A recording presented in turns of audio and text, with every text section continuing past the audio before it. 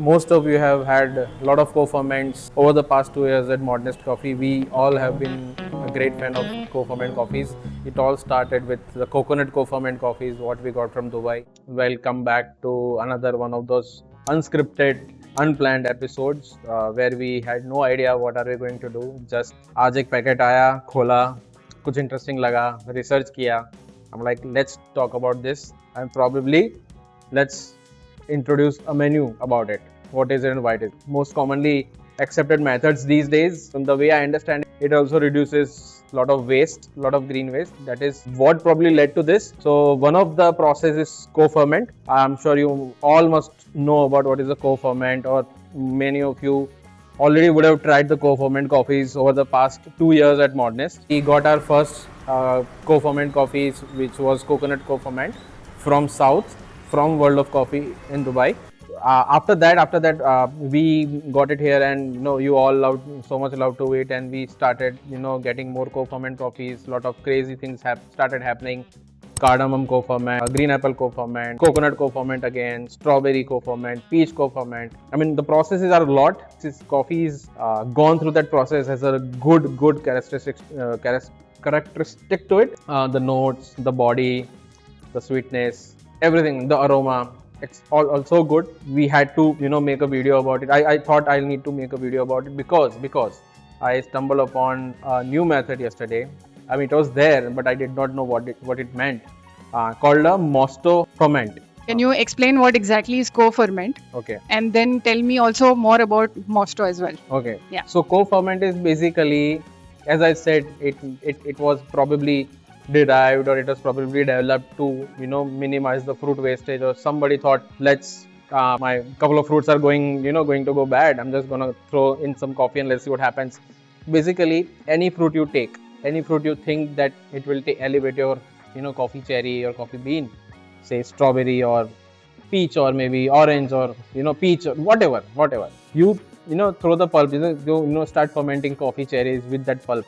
The coffee cherries will take in that characteristics of the fruit, the acidity, the body, the aromatic compounds and all of that, and that is what overall in general language, that is what a co-ferment is. So another question is that after co-fermentation, after roasting also, does it lose, how does it work? Because you're roasting coffee, does it burn away that particular fermentation? It does not. What happens in the co-ferment is coffee bean changes its own the structure.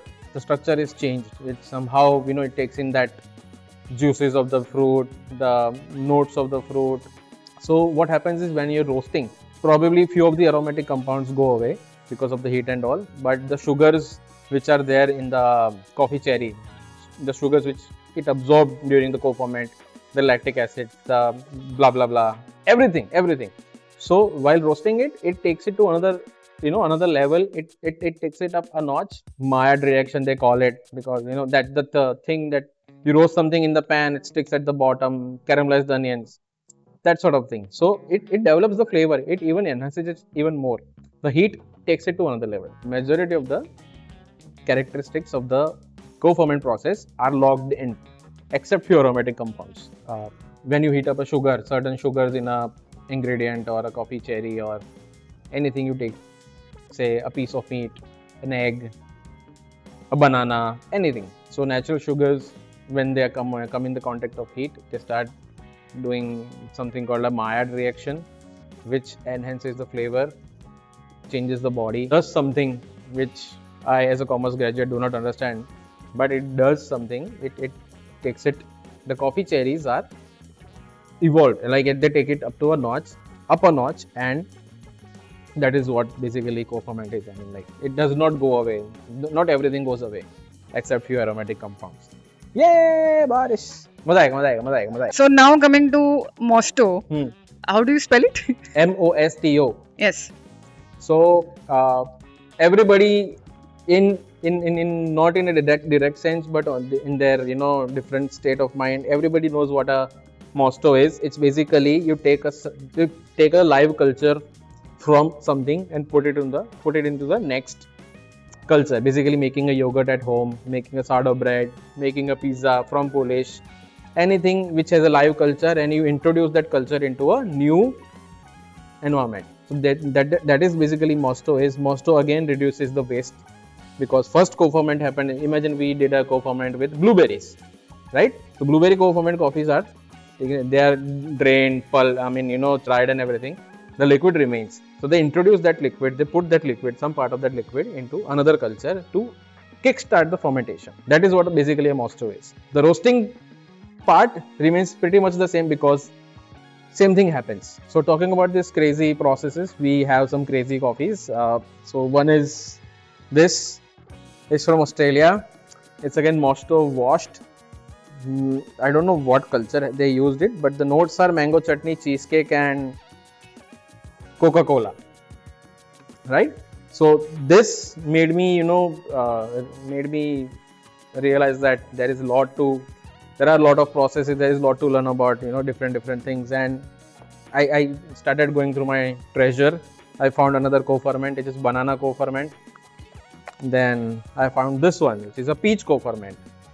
I also have a blueberry Mosto, which is blueberry, so like drenched in blueberry syrup, you can say. You open it, it's blueberry. You grind it, it's blueberry. You bloom it, it's blueberry. You drink it, it's blueberry.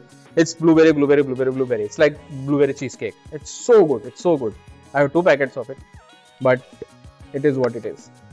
So with this, I would like to announce that I'm making a special selective menu where you can find these crazy co-ferments and crazy Mosto coffees. I have a lot of them, but I will start with 7 or 8 maybe.